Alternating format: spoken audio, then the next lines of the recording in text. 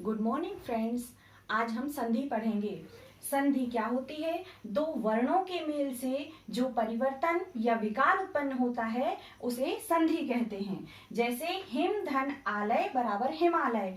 अब यहाँ दो कौन कौन से वर्ण जुड़ रहे हैं? तो यहाँ हिम का हम अंतिम वर्ण देखेंगे और आलय का पहला वर्ण देखेंगे। तो यहाँ पे हम देखते हैं माँ में आ, ह्रस्व आ छुपा हुआ है और आलय में दीर्घ आ है। जब ये दोनों मिलेंगे तो ये दीर्घ आ बनाएंगे, इसलिए यहाँ पर हिम धन आलय का हो जाएगा हिमालय। यहाँ दीर्घ आ हो जाएगा। संधि कितने प्रकार की होती है? संधि 3 प्रकार की होती है। स्वर संधि, व्यंजन संधि, विसर्ग संधि। तो सबसे पहले हम स्वर संधि के बारे में पढ़ेंगे। स्वर संधि क्या होती है? दो स्वरों के मेल से जो विकार उत्पन्न होता है उसे स्वर संधि कहते हैं। दो स्वर कोई भी हो सकते हैं। आ, छोटा आ बड़ा आ हो सकता है, छोटी ई बड़ी ई हो सकती है, छोटा ऊ बड़ा ऊ हो सकता है, ए आई हो सकता है, ओ औ हो सकता है। जब ये स्वर आपस में मिलेंगे तो जो भी नया शब्द बनेगा उसे हम स्वर संधि कहेंगे। जैसे महाधन आत्मा बराबर महात्मा। अब महात्मा का अंतिम वर्ण देखेंगे और आत्मा का पहला वर्ण देखेंगे। तो महात्मा, महात्मा में महा में जो है हा में आ की मात्रा है। आ की मात्रा मतलब यहाँ पे दीर्घ आ है और आत्मा में भी यहाँ दीर्घ आ है। तो जब ये दीर्घ स्वर मिलेंगे, दोनों स्वर हैं तो दीर्घ दीर्घ स्वर मिलके दीर्घ स्वर का निर्माण करेंगे, इसलिए यहाँ पर आ हो जाएगा, बड़ा आ बनेगा, इसलिए यहाँ पे हो जाएगा महात्मा। स्वर संधि कितने प्रकार की होती है या स्वर संधि के कितने भेद होते हैं? तो स्वर संधि 5 प्रकार की होती है। कौन कौन सी होती है? दीर्घ संधि, गुण संधि, वृद्धि संधि, यण संधि और अयादि संधि। तो सबसे पहले हम दीर्घ संधि के बारे में पढ़ेंगे। दीर्घ संधि क्या होती है? ह्रस्व या दीर्घ। तो ये ह्रस्व क्या होते हैं?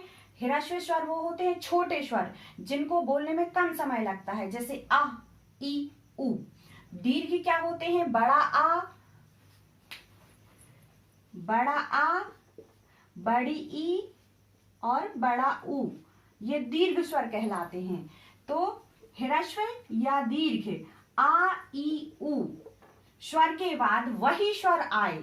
जैसे आ आया है तो छोटा आ जाए या बड़ा आ जाए, ई आया है तो छोटी ई आ जाए या बड़ी ई आ जाए, उ आया है तो छोटा उ आए या बड़ा उ आए, तो वही स्वर आए तो वह दीर्घ हो जाते हैं।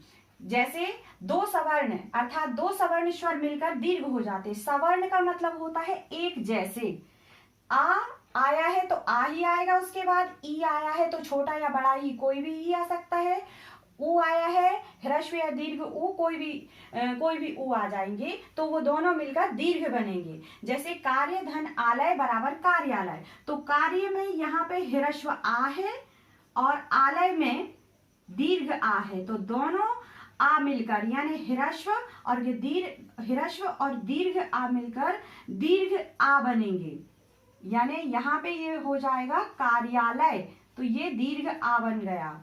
विद्या धन आलय बराबर विद्यालय। तो विद्या में ये दीर्घ आ है और आलय में दीर्घ आ है, तो दोनों मिलकर बन जाएंगे दीर्घ आ। तो यहां हो जाएगा विद्या धन आलय बराबर विद्यालय। विद्यालय में दीर्घ आ हो जाएगा। अब हम दीर्घ संधि की कुछ और उदाहरणों का अभ्यास करेंगे। जैसे परीक्षा धन अर्थी बराबर होता है परीक्षार्थी। तो परीक्षा में दीर्घ आ है, छा में दीर्घ आ है और अर्थी में ह्रस्व आ है, तो दोनों मिलकर दीर्घ आ बन जाएंगे। तो यहाँ पे परीक्षार्थी हो जाएगा। कपि, यहाँ पे छोटा ई है यानी ह्रस्व ई है और ईश में दीर्घ ई है, तो दोनों ह्रस्व ई और दीर्घ ई दोनों मिलकर दीर्घ ई बन जाएंगे, इसलिए यहाँ पे कपि धन ईश बराबर हो जाएगा कपीश। कवि धन इंद्र बराबर कवींद्र। कवि में ह्रस्व ई है, धन इंद्र में भी ह्रस्व ई है, तो ये सवर्ण स्वर हो गए, यानी हिरस्व स्वर और हिरस्व स्वर मिलकर दीर्घ स्वर बन जाएंगे। तो यहाँ पर हो जाएगा कवींद्र। हिरस्व स्वर ई और ई मिलकर दीर्घ ई बन गए, इसलिए यहाँ पर बड़ी ई की मात्रा आ जाएगी, हो जाएगा कवींद्र। भानु धन उदय बराबर भानुदय।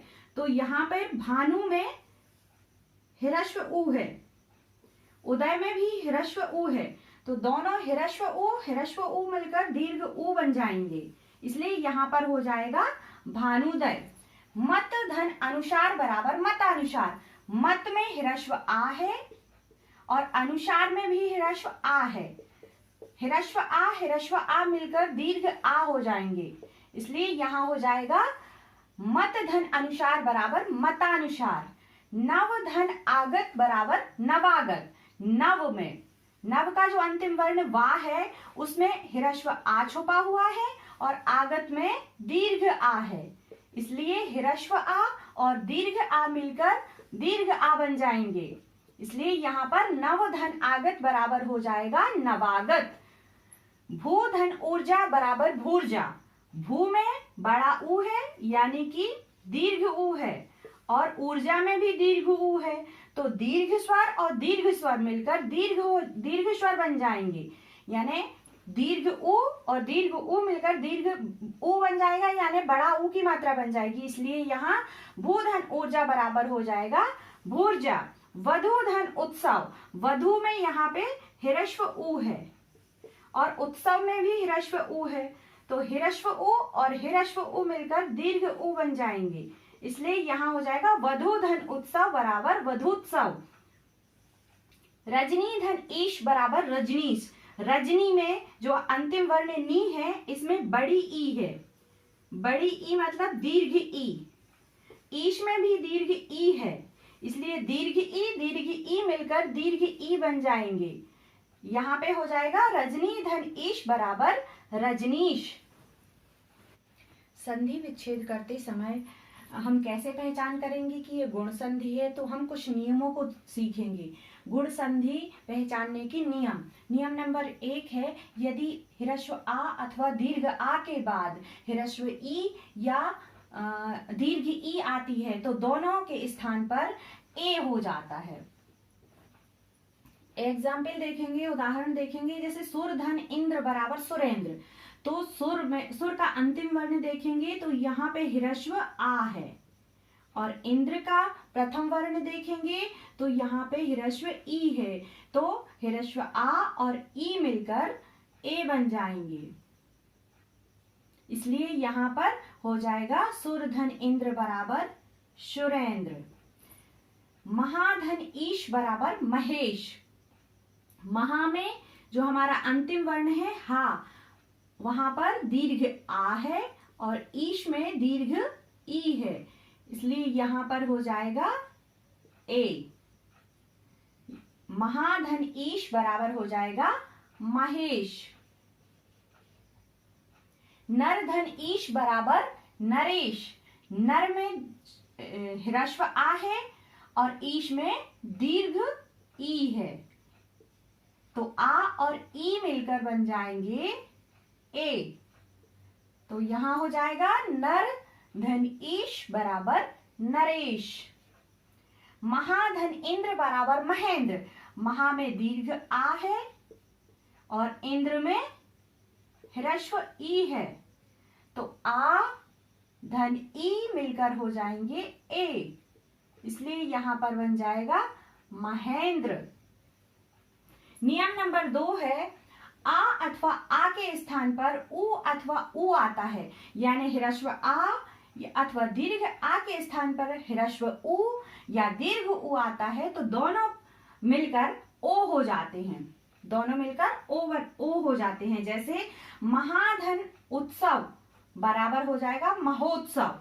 महा में दीर्घ आ है और उत्सव में हिरस्व उ है, तो आ और उ मिलकर ओ हो जाएंगे, तो यहां बन जाएगा महोत्सव। देवधन उत्सव बराबर होगा देवोत्सव। तो देव में यदि हम देखेंगे अंतिम वर्ण वा है, तो वा में हिरस्व आ है और उत्सव में हिरस्व उ है, तो दोनों मिलकर हो जाएंगे ओ। तो यहाँ हो जाएगा देव धन उत्सव बराबर देवोत्सव। पर धन उपकार बराबर होगा परोपकार। पर में हिरस्व आ छुपा हुआ है और उपकार में हिरस्व उ है, तो आ और उ मिलकर हो जाएंगे ओ। इसलिए यहां हो जाएगा पर धन उपकार बराबर परोपकार। नव धन ऊढ़ा बराबर होगा नवोढ़ा। नव में हिरस्व आ है और ऊढ़ा में दीर्घ उ है, तो दोनों मिलकर बन जाएंगे ओ। तो यहां हो जाएगा नव धन ऊढ़ा बराबर नवोढ़ा। अब हम गुण संधि का नियम नंबर 3 सीखेंगे। नियम नंबर 3 कहता है यदि आ अथवा आ के बाद ऋर हो तो दोनों मिलकर अर हो जाते हैं। जैसे देव धन ऋषि बराबर होगा देवर्षि। कैसे होगा? देव का अंतिम वर्ण है वा, तो इसमें हिरस्व आ छुपा हुआ है और ऋषि का प्रथम वर्ण है ऋर, तो दोनों मिलकर अर हो जाएंगे। इसलिए यहां हो जाएगा देवधन ऋषि बराबर देवर्षि। महाधन ऋषि बराबर होगा महर्षि, तो महा का अंतिम वर्ण है हा, इसमें दीर्घ आ छुपा हुआ है और ऋषि का प्रथम वर्ण है ऋर, तो दोनों मिलकर आर बन जाएंगे। इसलिए यहां पर हो जाएगा महाधन ऋषि बराबर महर्षि। शप्त, शब्द में अंतिम वर्ण है त, यहाँ पर हिरस्व आ छुपा हुआ है और ऋषि का प्रथम वर्ण है ऋर। ये आ, हिरस्व आ और ऋर मिलकर अर बन जाएंगे, तो सप्तधन ऋषि बराबर हो जाएगा सप्तर्षि। राज, राज में हिरस्व आ है और ऋषि में प्रथम वर्ण ऋर है, तो आ धन ऋर मिलकर बन जाएंगे अर, तो यहां हो जाएगा राज धन ऋषि बराबर राजर्षि। अब हम वृद्धि संधि के बारे में पढ़ेंगे। तो वृद्धि संधि का नियम नंबर 1 है हिरस्व या दीर्घ आकार। आकार का मतलब होता है हिरस्व आ या फिर और दीर्घ आ। तो हिरस्व या दीर्घ आ अथवा आ के बाद ये ए या आई रहे तो दोनों मिलकर आई हो जाते हैं। जैसे एक धन एक एकक, एक में क्या है? आ है और ए में, एक में ए है, तो यहाँ पे हिरस्व आ छुपा हुआ है और यहाँ पे ए है, तो दोनों मिलकर बन जाएंगे आए, तो यहाँ हो जाएगा एकैक। तथा धन एव, तथा में दीर्घ आ है और एव में ए, तो आ धन ए बराबर हो जाएंगे आए, तो हो जाएगा तथैव। नियम नंबर 2, वृद्धि संधि का नियम नंबर 2 कहता है कि आ अथवा आ के बाद ओ या औ रहे तो दोनों मिलकर औ हो जाते हैं। जैसे महाधन औषध, महा का अंतिम वर्ण है हा और इसमें दीर्घ आ छुपा हुआ है और औषध में औ है, तो आ और औ मिलकर बन जाएंगे औ, तो यहां पर बन जाएगा महौषध। महाधन औदार्य, महा में दीर्घ आ है और औदार्य में औ, तो आ और औ मिलकर बन जाएंगे औ, तो यहां हो जाएगा महाधन औदार्य बराबर महोदार्य। यण संधि, हिरस्व या दीर्घ ई अथवा ई और उ अथवा उ के बाद कोई अन्य स्वर आता है तो ई अथवा ई का या और उ अथवा उ का वा हो जाता है। जैसे यदि धन अपि बराबर यद्यपि, यदि में छोटा ई है और यहाँ आ है, तो दोनों मिलकर यदि ई अथवा ई और उ अथवा उ के बाद कोई अन्य स्वर आता है तो ई अथवा ई का या हो जाता है। ई अथवा ई का क्या हो जाएगा? या हो जाएगा, तो यहाँ बन जाएगा या, तो हो जाएगा यदि धन अपि बराबर यद्यपि, और इति धन आदि, यहाँ पर भी छोटा ई है और अन्य स्वर दीर्घ आ है, तो दोनों मिलकर या बन जाएंगे। तो यहाँ हो जाएगा इति धन आदि बराबर इत्यादि। अनुधन अर्थ बराबर अन्वर्थ। हमने क्या पढ़ा है, यदि उ अथवा उ का वा हो जाता है तो यहाँ है उ धन आ, तो क्या हो जाएगा वा। तो अनुधन अर्थ बराबर हो जाएगा अन्वर्थ। अनुधन ऐषण, अनु यहाँ पे छोटा उ है और अन्य स्वर ए है, तो उ धन ए बराबर क्या हो जाएगा वा। तो अनुधन ऐषण बराबर हो जाएगा अन्वेषण। अयादि संधि, अयादि संधि क्या है, यदि ए आई ओ और औ, ए आई ओ और औ के बाद कोई स्वर वर्ण, कोई भी स्वर वर्ण रहे तो ए का आय, आई का आय, ओ का अव और औ का आव हो जाता है। तो पहले हमने क्या पढ़ा,